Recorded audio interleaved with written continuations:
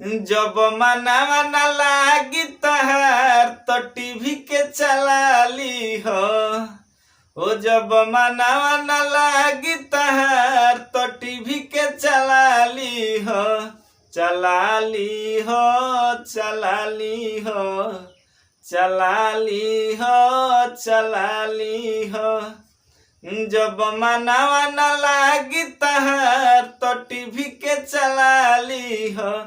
ओ जब मनावा न लागी तहार तो टीवी के चला ली हो। कोनो दुख होई ले ली हो दावा, एसी कूलर के खाते रही हो हवा। कोनो दुख होई ले ली हो दावा, एसी कूलर के खाते रही हो हवा। जब लइकन के जूटी बाजार तो धीरे से भगा दी हो।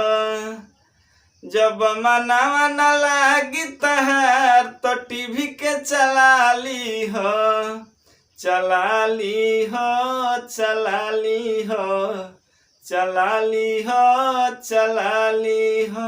जब मनावा न लागी तहार तो टीवी के चला ली हो।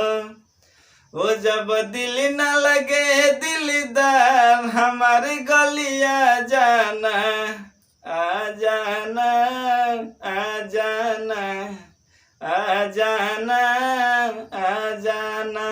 जब दिल न लगे दिलदार हमारी गलिया जाना।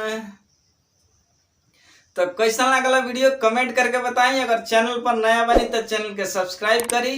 चलिए मिलता नहीं अगला वीडियो में। Bye by.